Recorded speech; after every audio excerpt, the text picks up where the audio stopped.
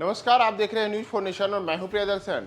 बिहार में कानून व्यवस्था की स्थिति को लेकर के लगातार विपक्षी दल भारतीय जनता पार्टी के द्वारा नीतीश सरकार को घेरा जा रहा है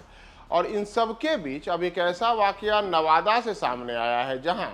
जदयू के ही एक पूर्व प्रखंड अध्यक्ष को हथियारों के साथ गिरफ्तार किया गया है। वो अभी एक दो हथियार नहीं बल्कि बम, कट्टा, बंदूक और अन्य तरीके के कई अन्य हथियार और अग्नेयास्त्र। इसके अलावा यह भी कहा जा रहा है कि यह आदमी एक हथियार तस्कर है, कई आपराधिक गिरोहों के साथ इसके साठगांठ रहे हैं और यही व्यक्ति पूर्व में जनता दल यूनाइटेड का प्रखंड अध्यक्ष भी रह चुका है। तो एक और जहां बिहार में मुख्यमंत्री नीतीश कुमार और जनता दल यूनाइटेड की ओर से लगातार राज्य में कानून व्यवस्था की स्थिति को दुरुस्त करने को लेकर के बड़े बड़े दावे किए जाते हैं, उन सबके बीच अब नवादा में यह जो मामला सामने आया है उसमें जिस व्यक्ति की गिरफ्तारी हुई है और हथियारों और बम के साथ गिरफ्तारी हुई है, उसके बारे में जो चौंकाने वाले खुलासे हुए हैं वह यह है कि यह व्यक्ति जनता दल यूनाइटेड का नेता रह चुका है और न केवल नेता बल्कि जनता दल यूनाइटेड ने उसे अहम जिम्मेदारी देते हुए प्रखंड अध्यक्ष का पदभार भी दिया था।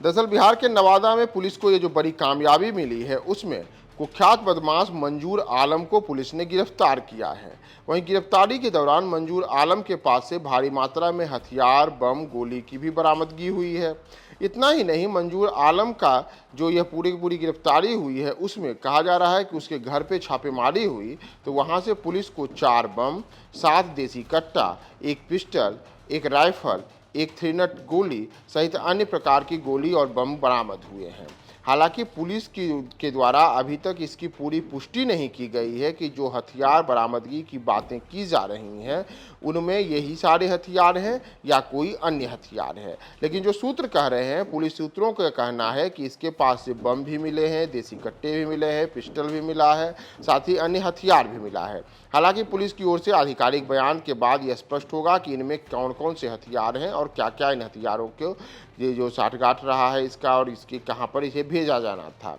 जैसे आपको अगर हम बताएं तो पुलिस के द्वारा नवादा में लगातार अलग अलग जगहों पे छापेमारी की जा रही है और इसी में नरहट प्रखंड में यह छापेमारी अभियान चलाया गया। इस छापेमारी अभियान के दौरान मंजूर आलम को गिरफ्तार किया गया और मंजूर आलम की गिरफ्तारी के दौरान ही पुलिस ने ये तमाम हथियार की बरामदगी की है, जिसके बारे में सूत्र बता रहे हैं। इतना ही नहीं, इस दौरान मंजूर आलम का एक भतीजा को भी पुलिस ने दबोचा है और उससे भी पूछताछ की जा रही है। कहा जा रहा है कि जदयू का यह नेता रहा मंजूर पूर्व में प्रखंड अध्यक्ष भी रह चुका है। साथ ही साथ पार्टी के लिए सक्रिय कार्यकर्ता के तौर पर नवादा में लंबे अरसे सक्रिय है और इन सब के बीच उस पर आर्म्स एक्ट के तहत मामला भी दर्ज है, यानी कि उस पर पहले से पुलिस के द्वारा आर्म्स एक्ट का मामला दर्ज रहा है और इन सब में मंजूर आलम जनता दल यूनाइटेड के नवादा में सक्रियता पूर्वक वहाँ पर जो संगठन है उसके लिए कामकाज भी करता रहा है। हालांकि अभी तक पुलिस की ओर से इसके लेकर के कोई आधिकारिक बयान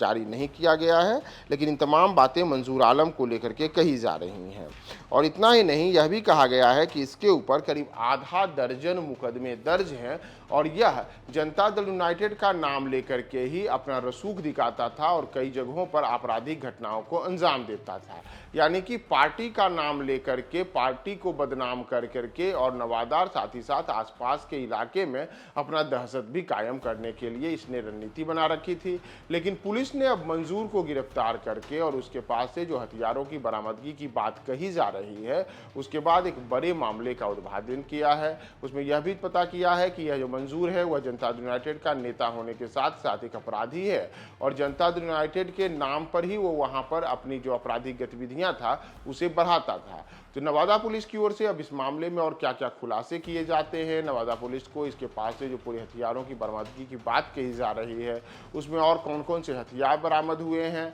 इसके क्या साठगांठ रहे हैं, किन नेताओं से संपर्क रहे हैं और कौन कौन से आपराधिक मामलों में इसकी संलिप्तता रही है, पुलिस की ओर से जब इसकी पूरी जो आधिकारिक बयान जारी करने के बाद हम आपको और अपडेट्स बताएंगे। आप हमारे साथ बने रहे न्यूज फॉर नेशन पे।